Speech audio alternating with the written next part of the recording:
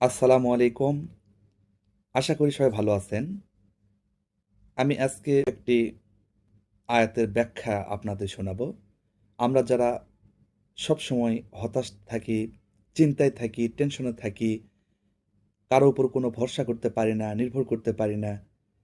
হ্যাঁ, এরকম পর্যায়ে যখন থাকি, বিভিন্ন পর্যায়ে কিন্তু আল্লাহ তাআলা কোরআনে বিভিন্ন আয়াত দিয়ে আমাদের সমাধান করে দিয়েছেন। কিন্তু আমরা কোরআন পড়ি না বা এরকম পড়ার চেষ্টাও করি না, জানার চেষ্টা করি না, তো আমরা অনেক কিছু জানতে পারি না। ঠিক সেরকম একটা হতাশাগ্রস্ত অবস্থায় থাকলে যখন রিজিক নিয়ে আমরা চিন্তা করি, আমরা যখন কিভাবে রিজিক পাবো, আমাদের দিন কিভাবে চলবে, এরকম যখন চিন্তা ভাবনা করি, হ্যাঁ, ওইরকম চিন্তা ভাবনারও একটা এরকম অনেক আয়াত আছে। তার মধ্যে একটা আয়াত আপনারা কোরআন মাজিদ খোলার পরে দেখবেন সূরা আত-তালাক, তালাকের ৩ নম্বর আয়াতটা দেখবেন।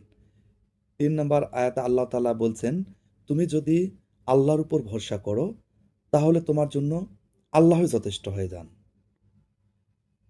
তার মানে হলো এটার মূল আয়াত এবং আয়াতের যে অর্থগুলো বা ব্যাখ্যাগুলো হলো যে আল্লাহ পাক তাআলা তোমাকে কিভাবে কোথা থেকে রিজিকের ব্যবস্থা করে দিবেন যে তুমি কল্পনা করতে পারবা না।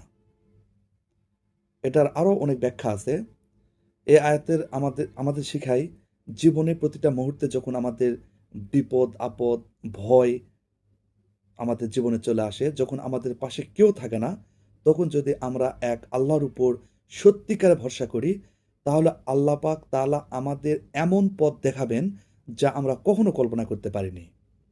এজন্য আমরা চেষ্টা করব যে বিভিন্ন হতাশা এবং চিন্তা, দুশ্চিন্তা এসব থেকে বাঁচার জন্য কোরআনকে আঁকড়ে ধরার জন্য এবং কোরআনে আল্লাহ তাআলা কখন কি উপদেশ দিয়েছেন, কিভাবে চলতে বলেছেন, ঠিক ওইভাবে আমরা যদি পালন করি, তাহলে আল্লাহ যদি আমাদের হয়ে যান, তাহলে আপনাকে রিজিক নিয়ে, আপনাকে পরিবার নিয়ে, আপনার জীবন নিয়ে চিন্তার কোনো কারণই থাকবে না ইনশাআল্লাহ। আল্লাহ পাক তাআলা আমাদের সবাইকে এই আমল করার তৌফিক দান করুক। আমিন। সবাই ভালো থাকবেন, সুস্থ থাকবেন। আল্লাহ হাফেজ।